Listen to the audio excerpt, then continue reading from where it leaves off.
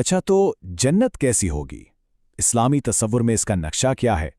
چلیں آج ہم روایات کی روشنی میں اس ابدی گھر کے ایک سفر پر چلتے ہیں۔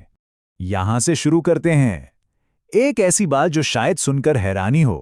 اسلامی روایت کے مطابق جنت میں جو شخص سب سے نچلے درجے پر ہوگا اسے بھی اس دنیا جیسی 10 دنیاوں کے برابر جگہ اور نعمتیں دی جائیں گی۔ ذرا اس وسعت کا تصور تو کریں۔ ٹھیک ہے، تو اب سوچیں کہ حساب کتاب کا وہ مشکل دن گزر چکا ہے، اب نیک روحیں اپنے ہمیشہ کے گھر یعنی جنت کے دروازوں کی طرف بڑھ رہی ہیں۔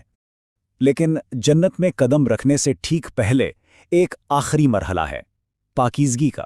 ایک خاص دریا میں غسل کرنے سے روح اور جسم دونوں بالکل نئے ہو جاتے ہیں۔ دنیا کی ہر تکلیف، ہر برا احساس، ہر خامی، سب کچھ دھو دیا جاتا ہے، اور انسان اپنی بہترین عمر یعنی 33 سال کی حالت میں واپس آ جاتا ہے، ہمیشہ کی زندگی کے لیے بالکل تیار۔ تو جنت کا ایک نہیں بلکہ 8 دروازے ہیں، اور ہر شخص کا داخلہ اس کے دنیاوی اعمال کی بنیاد پر ایک خاص دروازے سے ہوگا۔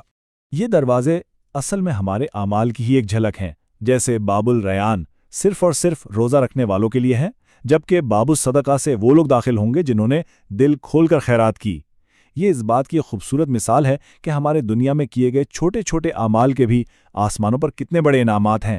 تو دروازے سے اندر قدم رکھنے کا وہ پہلا لمحہ وہ کیسا ہوگا؟ روایات اس کی ایک ایسی تصویر کھینچتی ہیں جسے ہم محسوس کر سکتے ہیں۔ سب سے پہلی چیز جو محسوس ہوتی ہے وہ ایک ہلکی، گرم اور خوشبودار ہوا ہے، جس کا تجربہ دنیا میں کبھی نہیں ہوا ہوتا۔ یہ صرف ہوا نہیں بلکہ سکون اور خوشامدید کا ایک گہرا احساس ہے۔ اور پھر ایک خوشبو، ایک ایسی مہک جو سیدھا روح کی گہرائیوں میں اتر جاتی ہے، جو دنیا کی کسی بھی خوشبو سے بالکل الگ اور کہیں زیادہ خوبصورت ہے۔ اور اسی ایک لمحے میں دنیا کے سارے بوجھ، ساری فکریں، سارے دکھ ایک ساتھ ختم ہو جاتے ہیں۔ ایک ایسا مکمل سکون طاری ہوتا ہے جس کا ہم یہاں تصور بھی نہیں کر سکتے۔ اور پھر ایک آواز گونجتی ہے جو جنت کی ابدی حقیقت کا اعلان کرتی ہے، تمہارے لیے زندگی ہے، تم اب کبھی نہیں مرو گے، تمہارے لیے خوشی ہے، تم اب کبھی غمگین نہیں ہوگے۔ لیکن جنت صرف نعمتوں اور باغات کا نام نہیں ہے، اس کا ایک بہت ہی خوبصورت پہلو ہے، بچھڑے ہوئوں کا ملنا اور ایک ہمیشہ کی کمیونٹی کا بننا۔ لیکن سوال یہ ہے کہ اگر زندگی ہمیشہ کے لیے ہے تو پھر موت کا کیا بنا؟ یہاں ایک بہت ہی گہرا تصور سامنے آتا ہے۔ موت کو خود ایک جانور کی شکل میں لا کر ذبح کر دیا جاتا ہے۔ یہ ایک علامتی عمل ہے جو اس بات کا اعلان ہے کہ اب نہ جنت والوں کو موت آئے گی اور نہ ہی دوزخ والوں کو۔ زندگی چاہے جیسی بھی ہو اب ہمیشہ کے لیے ہے۔ جنت میں تنہائی کا کوئی تصور نہیں۔ یہاں وہ سب پیارے ملتے ہیں جن سے دنیا میں جدائی ہوئی تھی۔ خاندان پھر سے اکٹھے ہوتے ہیں، یہاں تک کہ تاریخ کی عظیم شخصیات اور انبیاء کے ساتھ بیٹھ کر باتیں کرنے کا موقع بھی ملتا ہے۔ اچھا، اب آتے ہیں جنت کے سٹرکچر کی طرف۔ دیکھیں، جنت کوئی ایک جیسی جگہ نہیں ہے، بلکہ اس کے کئی بلند ہوتے ہوئے درجات ہیں۔ جنت کے یہ مختلف درجات ہیں اور ہر درجہ اپنے سے نیچے والے سے کہیں زیادہ بہتر ہے۔ یہ لیولز دنیا میں کیے گئے اعمال اور ایمان کی مضبوطی کی بنیاد پر ملتے ہیں، اور یہ سفر اوپر کی طرف جاتا ہے، سب سے اونچے مقام فردوس کی طرف۔ اور ان سب درجات میں سب سے اوپر، سب سے اعلیٰ مقام ہے فردوس۔ یہ جنت کا دل ہے جو خود اللہ کے عرش کے ٹھیک نیچے واقع ہے۔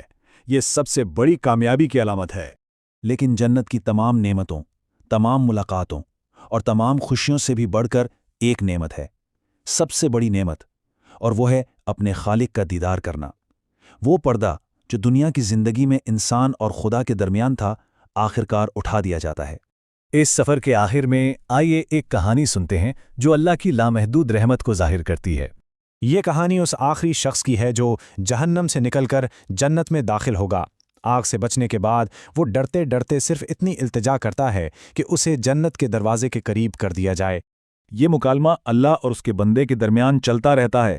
بندہ بار بار وعدہ کرتا ہے کہ وہ اور کچھ نہیں مانگے گا، لیکن جنت کی نعمتیں دیکھ کر وہ خود کو روک نہیں پاتا، اور اللہ صبر کے ساتھ اس کی ہر خواہش پوری کرتا جاتا ہے۔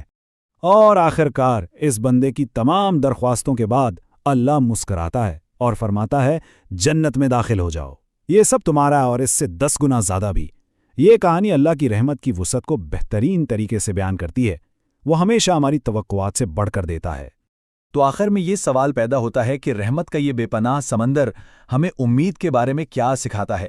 شاید یہی کہ امید کا دامن کبھی نہیں چھوڑنا چاہیے، کیونکہ رحمت کے دروازے ہماری سوچ سے کہیں زیادہ کھلے ہیں۔